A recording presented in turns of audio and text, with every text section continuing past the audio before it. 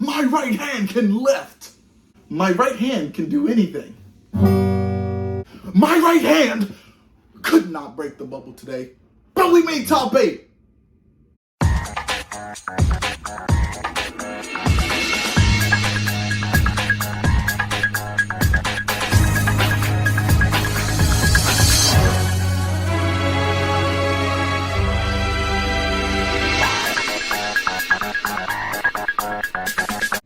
What's up, everyone? It's the Ghost from Corp YuGiOh here today, and today we are here with finally our top 8 GREN MAJU deck profile. Woo! We just made top 8 in the 1-Up regional that just passed, literally like 2 hours ago by the time this video goes up, and I'm extremely happy. The deck worked very, very well. I'm playing a different build than I have played pretty much any other time. I wouldn't say this is a stun build. I wouldn't say that this is an aggro build. I'd say it's kind of the most mid it could have been. I mean, I guess it's aggro. It's definitely going second though. So either way, we ended up getting 6th place. We bubbled. So I think like 2 X2s ended up making, or 3 X2s ended up making top 4. 1 X1. There was no undefeateds today. And yeah, I had 3 sword soul matches, and I had 1, what was that guy? I ended up having 1 Orcus matchup. And yeah, there was 1 other matchup that I completely forgot about, but yeah, I ended up playing against all of those.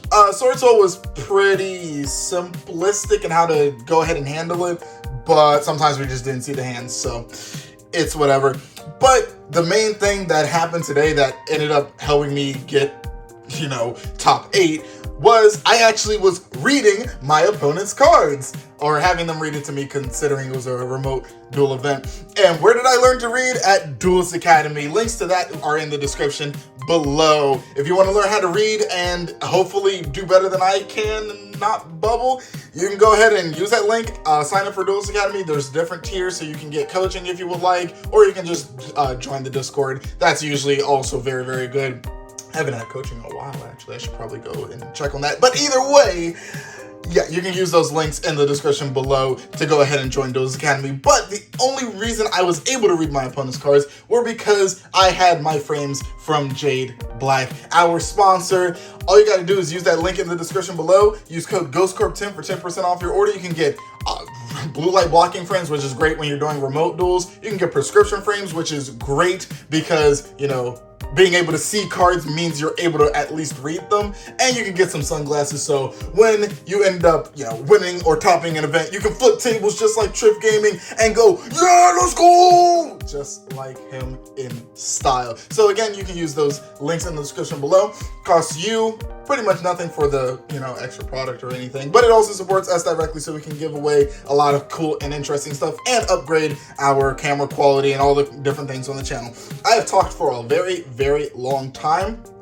That is all. We're going to go ahead and get straight into the deck profile. Woo! And hopefully sometime I will remember what that other match was, because for some reason I just can't.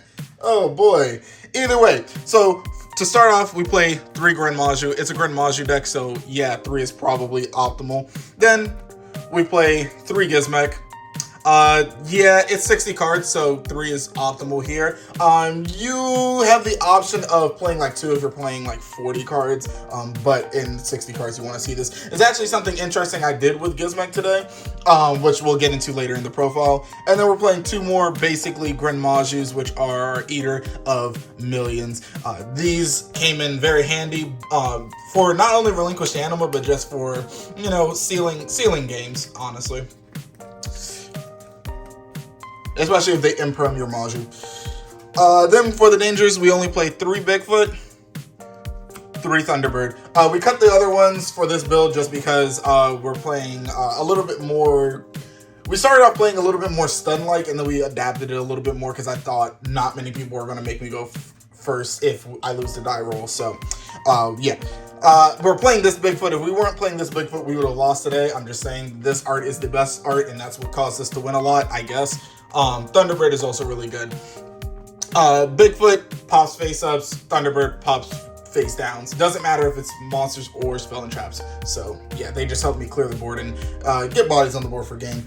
Speaking of getting bodies on board, Alpha is broken, especially when you see multiples and your opponent has like a bunch of attack on board, and then you just have other cards to get rid of their board. Also, you can overlay them if you want and do other stuff. The special summon is not once per turn. The bouncing effect is once per turn. So that's pretty good. Those are all 8s as well, so they're good for like trade-in targets.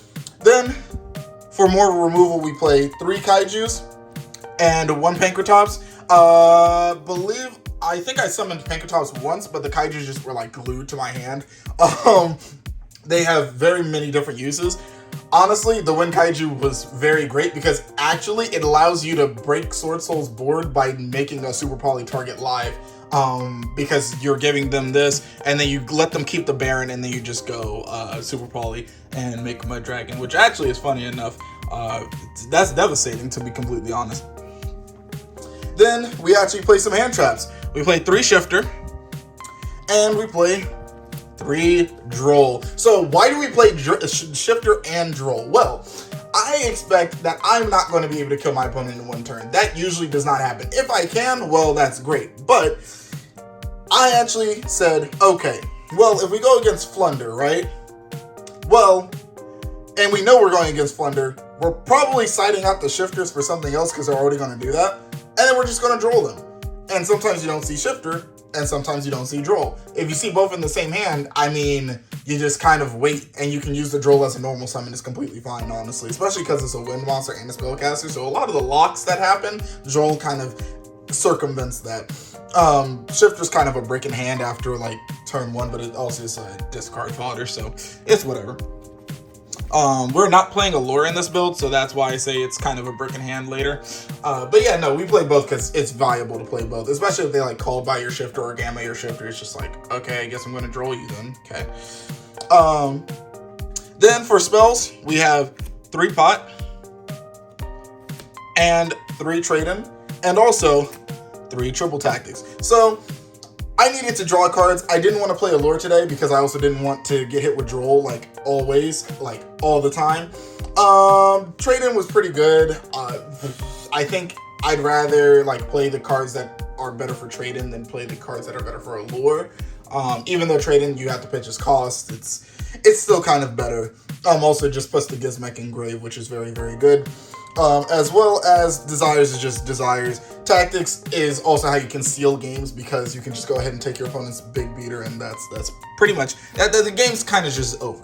You know, the game kind of just ends. And then we play 1 Foolish Burial. This card is insane because it's funny how you could. It's basically what you would use Small World for, but you only need 1, obviously, because of that 1. But you basically Foolish the Gizmek. And that's usually enough. Like, it's so crazy that no one will like ever ash that, like, okay, DD Crow on res. I mean, chain Gizmek, I guess. Like, whatever, you know? Oh god, it's nuts. I liked Foolish today. It actually sealed a couple of games for me. Moving on to the board breakers, we played 3 Super Poly, 3 Dark Ruler. Not really a board breaker, but a board mitigator. Chalice, Twin, and the 1 Raigeki. So, going in order here, Raigeki and Dark Ruler basically say, yeah, your opponent's board is kind of just gone, you know? That's kind of how that works, isn't it? Yeah. And then Super Poly basically says, well, their board's gone. By the way, you get a monster. Oh, and you can use your own if you want to secure games. Chalice is if I don't see a Dark Ruler, and funny note, it also helps seal games when you just have Gizmek, because you just keep poking and keep poking and keep poking, and you can Chalice the Gizmek and it's not really going to do anything. Like, it's just going to give you 400 attack, and that's actually nuts. I'm not going to lie. The Twins, obviously, I wanted to main deck a lot of board breakers, and I knew I was going to go second a lot. But also cards that can go first as well. So all 3 of these can go first. These can't, but like, whatever. Yeah, and also just make sure I get rid of IO, because as you can see, there's quite a few spells in there I would like to, you know, resolve. So like Dark Ruler, oh, chain IO, oh, chain Twin, gotcha, you know. Like, and hope they don't have like an Omni negate. If they do, like, hopefully change Chalice or something. Like, that's just a long chain, but it still mitigates the word. Anyways, onto the traps. So we actually only play 10 traps. We play the 3 There Can Be Only One. I couldn't find matching rarities for some reason. It whatever happened. This card is actually pretty nuts right now. It basically just says their opponent can't play. D-Barrier, because it says most decks can't play to the best of their ability. Obviously, if I'm playing against something like Flunder, which I played none of today, by the way, yeah, I take it out. But yeah, and also 3 punishment, 1 reboot. So all of these can actually be played going first or second, because these can go into other boards, except the worst one, I guess, in this case is D-Barrier. And that's more or less because of the fact that, I mean, if they already have the established board, it doesn't do as much, but it can also just act as almost a Dark Ruler on your opponent's turn. So there's also that. Punishments are good just for removing a lot of stuff. And also we play a card that basically helps us thin our deck out. Red Reboot's good regardless, and people always are playing like the 1 trap. I actually, funny enough, before I finished this list, I was watching an MST.TV video, and it was like, I'm actually considering like maining Red Reboot, because a lot of the cards are just, a lot of the decks just have at least 1 trap that you want to, you know, go ahead and negate. So, and this board will just, this deck will just break everything else. So, and it also makes us not afraid of Imperm. So, yeah, that is it for the main deck. Again, I liked it. There's a couple things that could be like switched around depending on, like, I guess your area, but based off of what is like currently meta / rogue, I thought that was a pretty good choice. It does break sometimes, which is like, I did miss the allures, and I wish I could like make 3 spots just for them, but also every single other card in there was also really good. So it was kind of a tough choice there, you know. And I wouldn't even trade the Foolish for the allure. No, it's not worth it. Then onto the extra deck, we have 1 Starving Venom, 1 Mud Dragon, 1 Dragostapelia, 1 Borlo Furious, 1 Earth Golem, and 1 Guilty Gearfried. So here's the lowdown. These are your super poly targets. Well, there's technically 1 more, but we'll talk about that in a second. Starving Venom, pretty much most generic. Mud Dragon, second most generic, but also pretty much most generic as well. Dragostapelia is if they are doing any Verte stuff, or they're playing Invoked DBE. I did not play that today. Again, I still cannot remember what that second round was, but it wasn't Sword Soul. Whatever. Borlo Furious is if I play any Dragon Link, because that card just says no. Earth Golem is basically if I play any, you know, Cyber's deck, so Life Twin basically. And Guilty Gearfried. Oh, I know what my second round was. It was Heroes. You know why? Because I used Guilty Gearfried to kill them. It's insane. They had Ferris and they had Stratos on board, and I just went Super Poly, Guilty Gearfried. They couldn't do anything for the rest of that turn, basically, and I just killed them because Guilty Gearfried just swings twice randomly. By the way, Gizmek effect, so that's precisely game.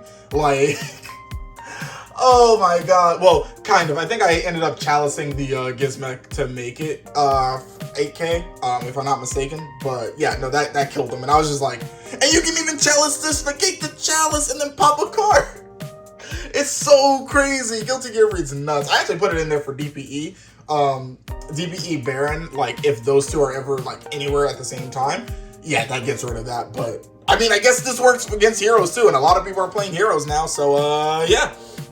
I liked all these side choices, Super Poly choices. I guess tailor it to whatever you need to do, but these are probably the best options right now. There's actually 1 more, but this is also a punishment target. And this is not a Super Poly target, but yeah. Chimera Flasia you can also make using the same things that you use Dragostapelia usually. It's just a Predaplant monster and Dark monster. Yeah, but these are punishment targets. I think I Entised once, maybe, but I mainly went Chimera Flasia because it allows you to search Super Poly, which is great. I mean, you don't need it immediately. You're probably, if you're doing that, you're probably going to just use it on your opponent's turn anyways. And hope that they don't have backrow removal, which a lot of people didn't. So I'm just like, okay, I guess. Cool. And I mean, who would side that in directly against Maju if you didn't, already know? This deck profile is getting pretty long, so we're going to go ahead and hurry things up.